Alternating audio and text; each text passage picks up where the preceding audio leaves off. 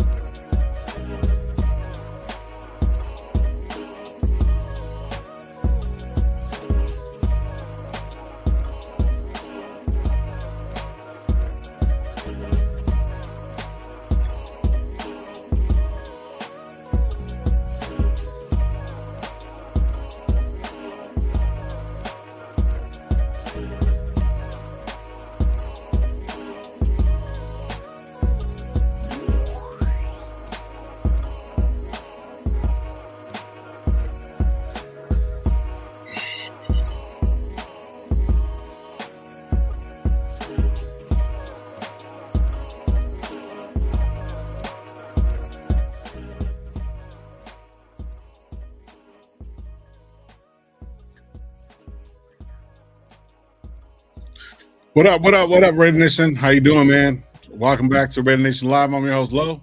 Hopefully everybody's having a good week. Yeah, we in the building, bro. We're gonna be talking about a lot of different stuff, man. Appreciate you guys pulling up. Don't forget to hit that like button and all that good stuff. Man, there's been a lot of stuff going on. Talking about Monday, man. Monday, we ended up seeing our possible future quarterback do his thing, man. It was pretty much everything that we needed to see in Mendoza moving forward, man. There's been a lot of news stories as far as what available, like what coaches have been signed, what coaches are off the deck for us. There's also, you know, a lot of different things that I'm gonna probably bring up and just try to be, you know, a little bit more optimistic. You know what I mean? But yeah, we're in the building, man. Thank you for pulling up to Raider Nation Live, man. Yeah. So there's a lot of different things going on, man. If you guys haven't heard, man, and I'm pretty sure everybody that, you know, comes to the channel knows what's up already, what we do around here, and what's been going on with the Raider Nation, man. Shout out to a lot of the different content creators that have been doing a lot of work out here.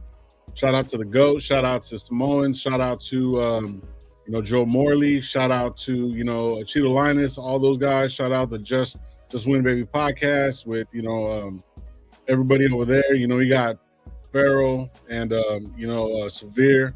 Shout out to all you guys, man. Appreciate all you guys keeping up with, you know, doing the Raider content, keeping us updated on a bunch of different things, man, and giving your opinions, man. It's highly appreciated, man. The Raider Nation has been strong, and we've been going through a lot of different things moving forward. So you got to remember that, you know, we've been going back and forth with these rebuilds and coaching, hiring and stuff like that. But one of the things I want to kind of focus on today is the hiring coach. Like, if you see in the title, so the Raiders must get this right. You know, the head coach, offensive coordinator, and defensive coordinator moving forward, man. That's what I'm kind of focused on. You know, obviously we get to the chat. These lives are going to be a little bit shorter now, just because it's just me for the time being. And I'm just going to go to give my opinion, talk to the chat, and then we'll just get into it, man. Once again, man, hopefully you guys had a good week, good weekend. You know, championships. The NFC and the AFC championship is happening today. So, we're going to see who's going to be in the Super Bowl, man. It's going to be pretty good. Um, Dang, already with the bad stuff already in the chat. All right, man. So once again, this is Raider Nation Live. Thank you guys for pulling up, man. I appreciate you guys. So one of the biggest things that has been going on is all these different coaches have been getting picked up. You know what I mean? I know at the college national championship, Kubiak, not Kubiak, Spytek, Mark Davis, and also Tom Brady were sitting back watching, our potential number one draft pick, Fernando Mendoza. So apparently during that time that they were there, they were looking at Mike McDaniels becoming the head coach or offensive coordinator, whatever or not. But the reports are that apparently he's going to sign with the Chargers. There's nothing written in stone. It's basically what is actually being said. Nothing, he hasn't signed nothing or anything like that. Now, for the last couple of days, I've been trying to look at all these different, coordinators, coaches, possible DCs and OCs, and looking at all the hiring, right? Another guy that was pretty much on the Raiders, quarterback hunt was Mentor. Mentor ended up going from Chargers. I really didn't want anybody from the Chargers moving over here personally. You know what I mean? In the AFC and stuff like that. There's like other guys like, Mike Webb, that's pretty much, Davis Webb, I apologize. That's possibly like in the runnings to be our head coach. There's a lot of different things around him, but I kind of wanted to stick with Mike McDaniel. Mike McDaniel, I started watching a few things about him, his energy, the way he came up, how he became, offensive coordinator, all these different things from him being married and then how he got with the Broncos. And, it's been pretty crazy. I'm looking at him pretty much like, because he is not officially signed yet, there's still a possibility that we can get him. Dude, I think personally he would be probably one of the better coaching candidates moving forward for me, because a lot of coaches respect him. The way he wants to go about playing the game and his offensive mind is pretty much great. The only thing that's kind of pushing the button for me is that if he becomes the head coach, possibly become the head coach, I want him to have an offensive coordinator, somebody that, like maybe a Brian Daboll or something like that, maybe even Kubiak from the Niners, which is, a possibility. But I know that I think it's what Kubiak is that. I'm trying to think.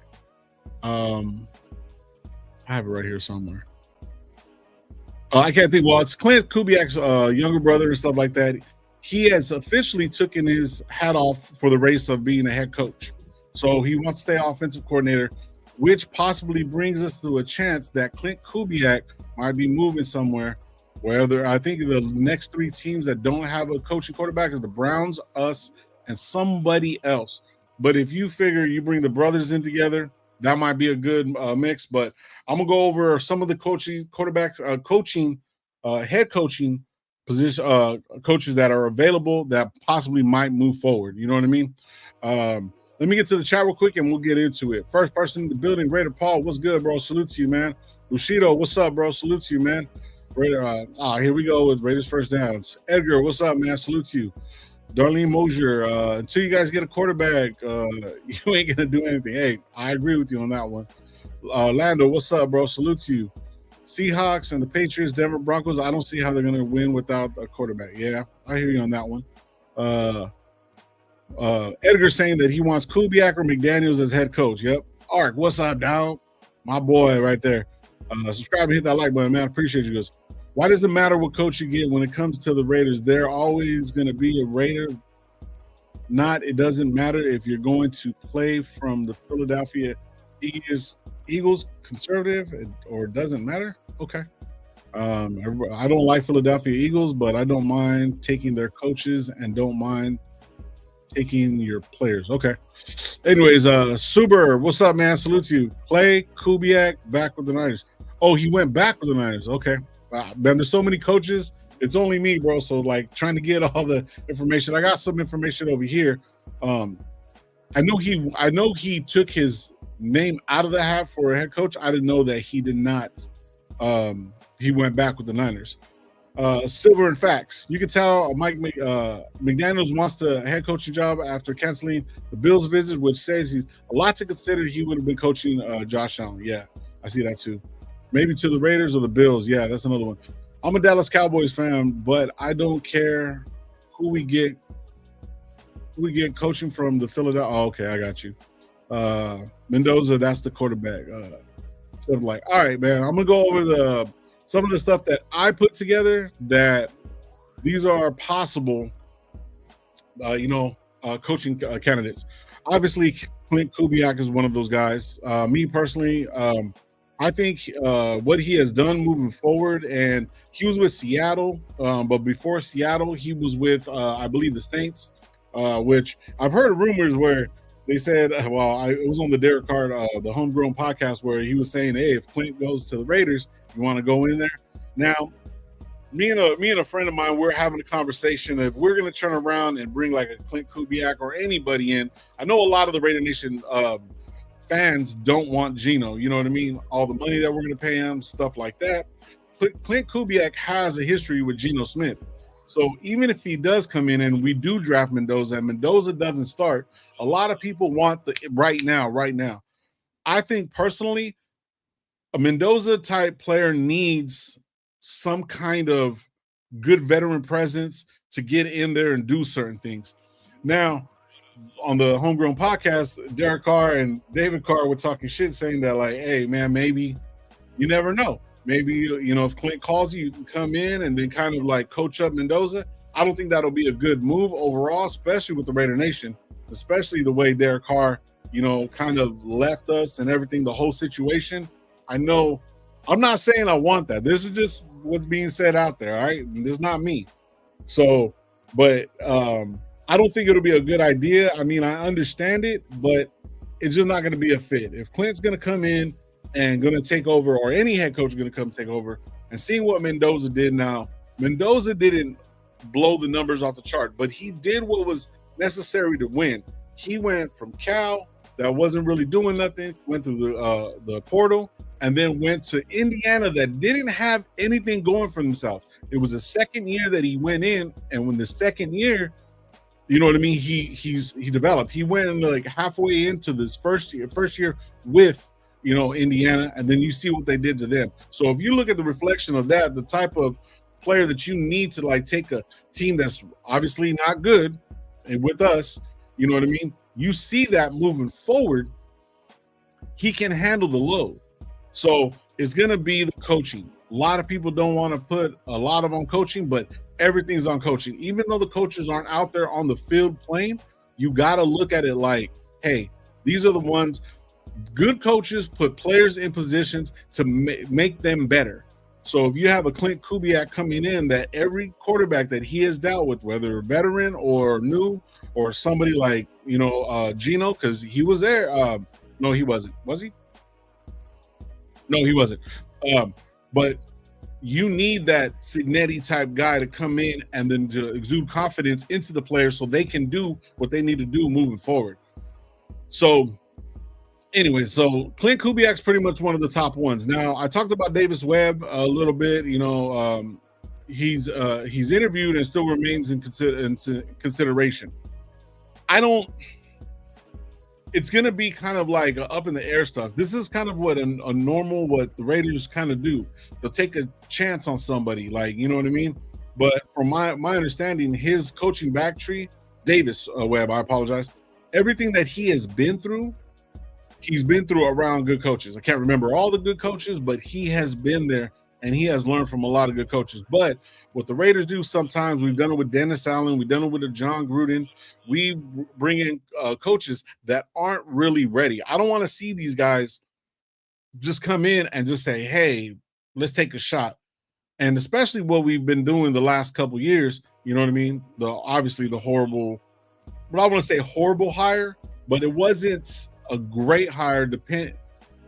Based on his age, which was Pete Carroll. Before that, we brought in Antonio Pierce, but Antonio Pierce didn't really get the guys that he needed to actually move forward. You know what I mean? So I'm kind of a little leery on Davis Webb coming in, just for the simple fact that I think he needs to be more of an offensive coordinator and see how he goes moving on from there. All right. So there's Mike LaFleur also. I'm not sure. I think he's took off, but he was interviewed by the Raiders. He's a good offensive coordinator and a system builder. So we'll see what happens with that. There's Chris Shula, Nate Shalahas, Shalahis. I think he's back with the Rams. I'm not really sure about that one. But all right, let me see what So yeah, so pretty much the highest profiles remaining are going to be Mike McDaniel because he hasn't been hired yet officially, and then Clint Kubiak and then Davis Webb. So I think I'll put Mike LaFleur above him, but that's just my personal opinion. Now remember, this is just stuff that I pulled up that I want to look at, you know what I mean, and put out there. This is just my research that I've done. I don't have any insiders or anything like that. I mean, I love the game of football. I might not know what I'm talking about, but I love talking about it. So, you know what I mean? We'll just get into a little bit more. Right here. So let me see real quick. So I'm going to get back into the actual title of this podcast. The Raiders must get it right. This is it, man. No more excuses.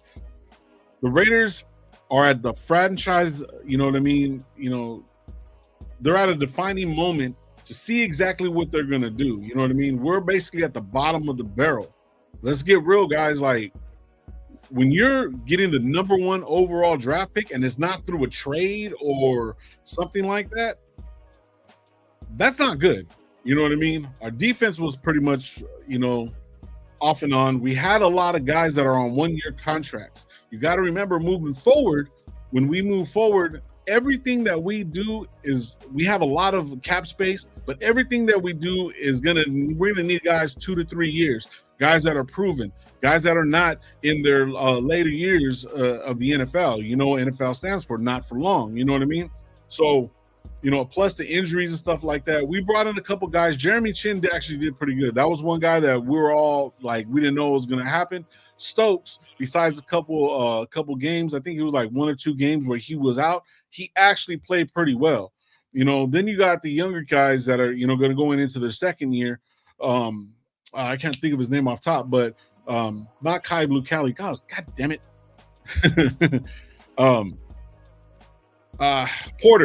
Porter, he actually, when he kind of came in, it was a little bit later on in the season. He started getting some burn on the field and stuff like that. He actually started making some moves. He was really, really doing some stuff. So if you look at some of these guys and some of the coaches that they're going to have to bring in, that's what's going to happen, right? The coaching carousel is spinning very, very fast, man. We have to get the guy in here that's going to make all the difference. For me, I'm still on the fingers crossed, that McDaniels does not sign with the Chargers. I don't see him doing much with Herbert, because basically Herbert and that offense, they couldn't get it done. Every time when they get into the playoffs, they can't get it done. Oh, rings for the Chargers, bro. Like, no rings, no Funyuns, no nothing, no lifesavers, no kind of rings, no nothing. They have nothing circled in their name, bro, like at all, like not even nothing. So you can't really look at him going there and him thinking that he's gonna be successful. I don't know if it's a ploy or if he's just fucking with some shit, but for him to go to Miami to LA, which is a good move, but Vegas, and then he can turn around and do so many different things. Look at what he did with Tua. What he did with Tua was crazy. You know what I mean?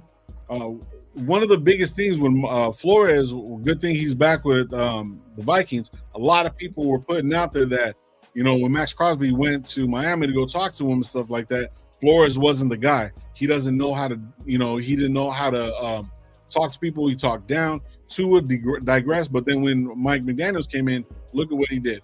Barring the injuries and whatever, not, and he still had that team fighting. You know what I mean? So yeah, so that's one of those things for me. You know what I mean? But we got to also look. My personal thing is I need the head coach in now, before even right when, like after the Super Bowl, probably even depending on who actually loses. You know what I mean? If for some reason Seattle loses, which I doubt, just my personal opinion, you know what I mean? If they lose, then they might be out of there. You know what I mean? Sam Darnold, and they set up for Kubiak, they set up everything for him. But Kubiak can go say, hey, look, I worked with Sam Darnold. You got to remember, Sam Darnold coming out of USC was a damn good quarterback. You know what I mean?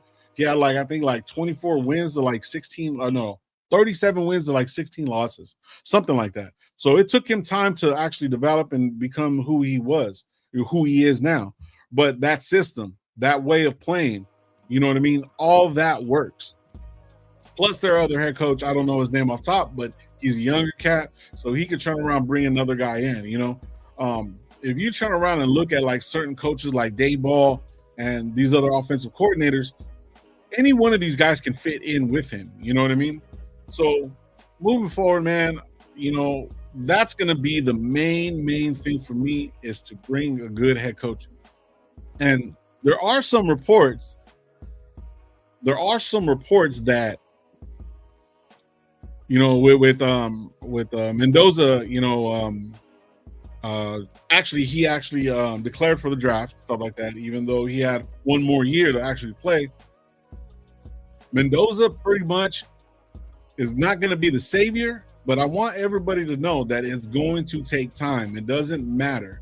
You know what I mean? You look at the combination of Caleb Williams and what's the name that came out of Detroit. You look at that combination. It took them 2 years. You know what I mean? So I don't want people to just throw, you know, like the next coach that we get, we're going to have to ride out 3 to 5 years.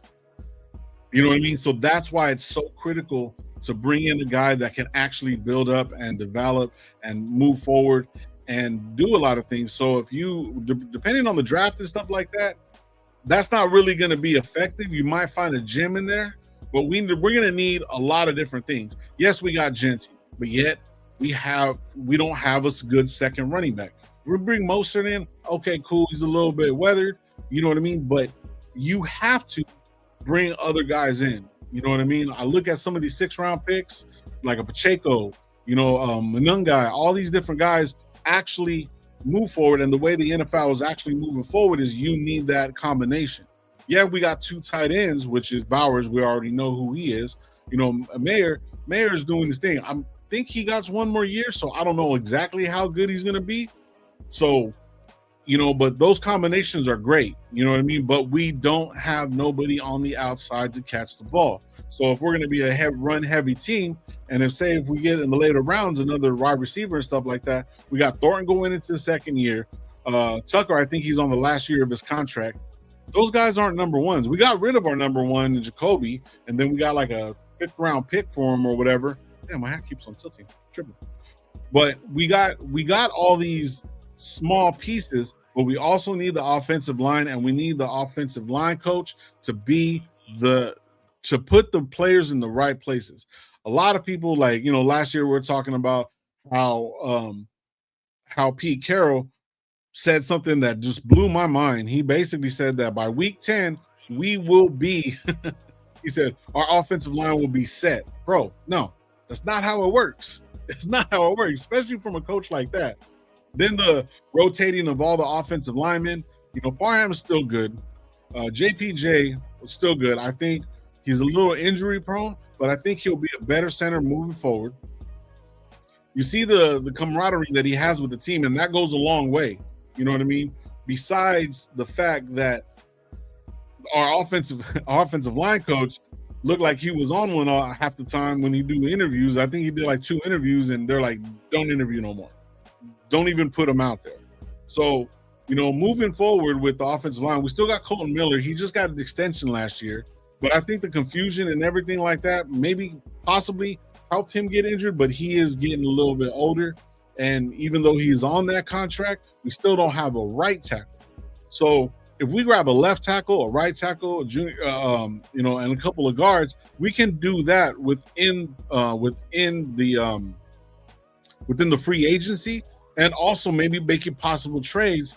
And we're gonna have to give that offensive line a lot of money, a lot of look, because the simple fact is we're gonna need the next guy up mentality. We can't have these third, fourth, and fifth type players, depth chart players starting. Kappa, you know what I mean? I forgot Kappa started at center or whatnot, but we can't do that. We can't continue to say that, hey, we want these third tier players to be starting and expect us to be, competitive. There's no way. There is no way possible that we're going to move forward doing that.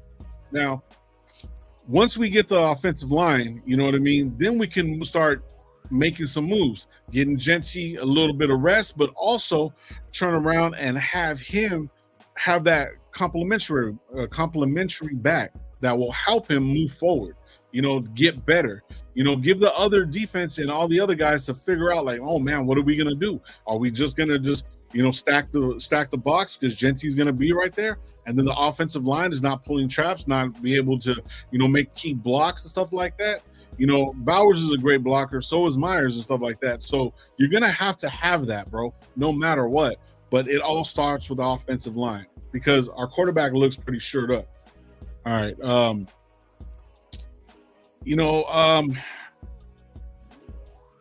The reset is gonna be the biggest thing. We've been in a rebuild for I don't know how long, bro. It's been insane. But I know that this is going to be the moves, and all these moves are going to be moving forward that are going to change everything about it, man. So that's pretty much my rant right there. I'm gonna get to the chat. I'm gonna ask you guys some questions and stuff like that, and then we'll get out of here, man. I just want to get my two cents real quick and move forward. But all right, let me get back up here. So okay, Mendoza right here, Super Armor Crown. What's up, bro? Salute to you, man. Mendoza. Get a bridge quarterback like Teddy Bridgewater. Like to play on words right there, bro. Raider Ryan, what's good, bro? Salute to you, man. Hopefully you're having a good one. Cal to Indiana to the Raiders. What journey? Mom's had an MS. What an emotional, hilarious guy. Okay, yeah, sure. Coaching does matter, bro. It really, really does. You just need a quarterback. You need an offensive alarm. You need a running back. You need a wide receiver. You need defensive players. Yeah, I was just saying that, though. 100% agree with you. They have to get this hire right, definitely. Arkham, what's up? Mendoza, the right head coach, $100 million in free agency and draft picks. We have the ammo to build a foundation. Only ways to go up. You ain't lying about that, brother. Shit, you are not lying at all. Circus, what up? What up? Raiders must get everything right. You there saved you an editor, low. Thank you, man. Appreciate you. Tubby, what's up, bros? Mendoza better be straight. I don't know if anybody's seen all the videos where they're putting Mendoza in a do-rag and iced out the first day after he meets Crosby. That shit's hilarious to me, bro. Said Tubby showing love to Arkham, showing love. Tubby, what's up, man?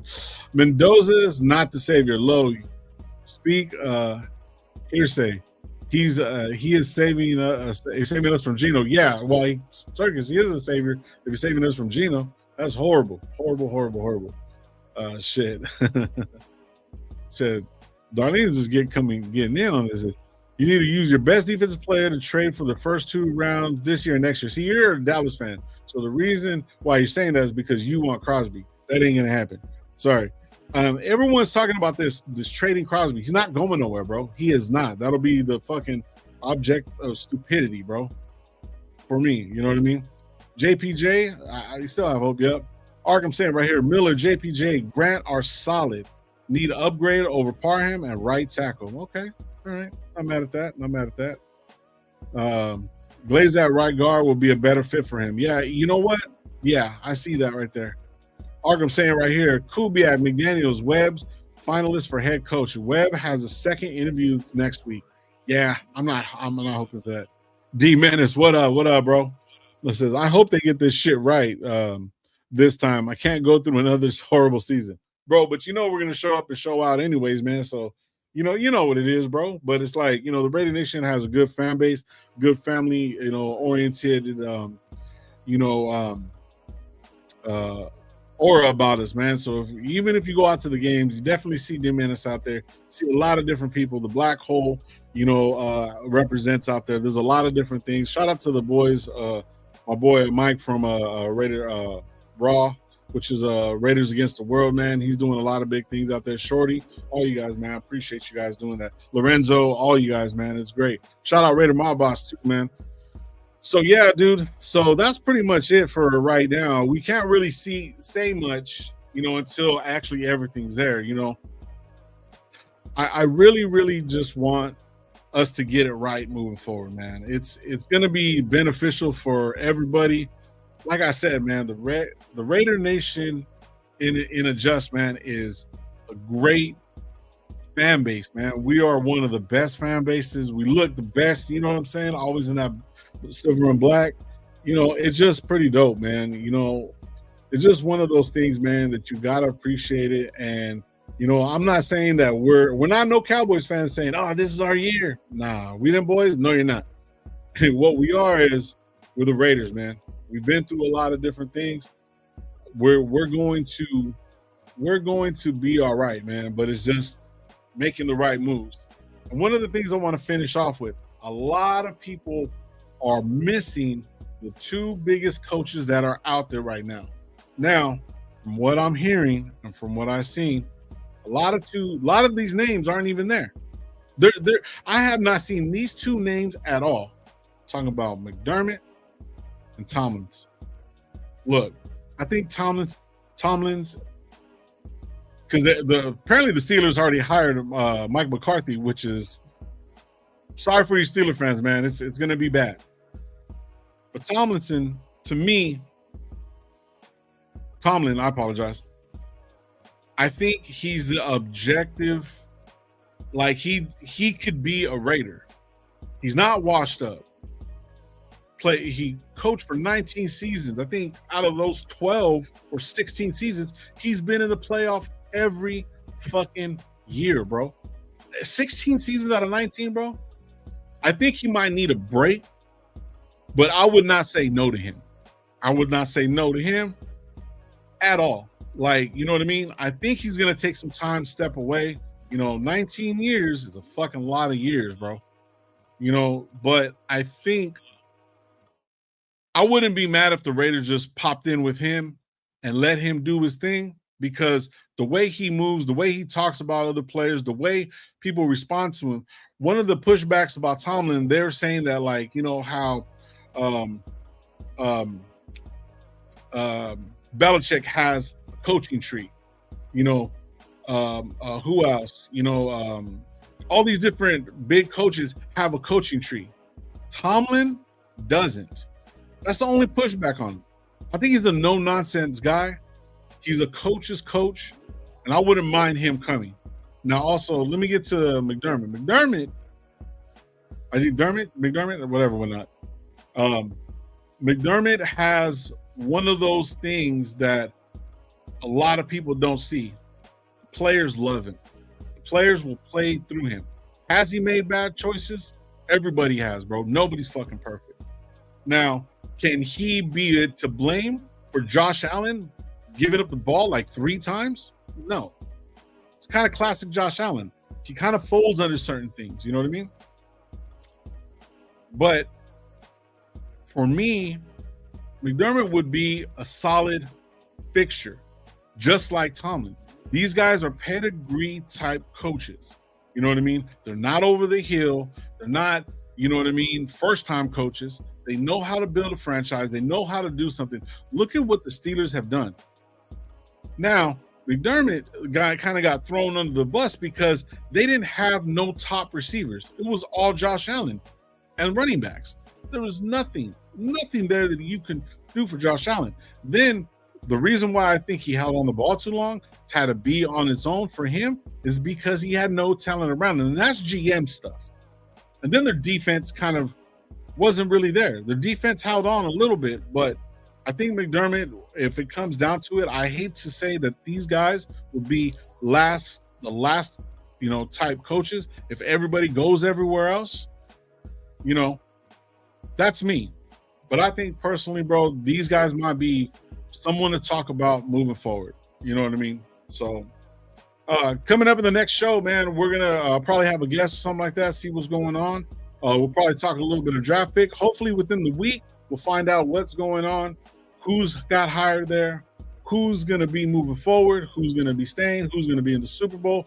The Super Bowl coaching and players and teams, that's gonna be a big difference, you know, moving forward. Because like you said, like I said earlier, there's a lot of staff from the for the Rams that are looking at head coaching positions, and there's also, you know, the main one, Clint Kubiak, that's possibly looking for a head coaching position. So depending on what happens this next week, that's going to change a lot, man. So I don't know what day I'm going to be live, but most likely it'll be Sunday morning. So man, you guys lock in, go to hit that subscribe button and hit the notification bell. So anytime I do go live, you'll see it, man. I'm going to be putting a couple shorts together. So hopefully you guys, you know, have a great week. Shout out to everybody that pulled up. We had like 40 people in the building at one time. Shout out to everybody in the chat, man. We appreciate you, man. So like we always leave around these parts, be thankful for what you do got, what you don't drink and drive, and how we always end this bitch on 3. 1, 2, 3. Raiders. All right, man. You guys have a good one. Peace out.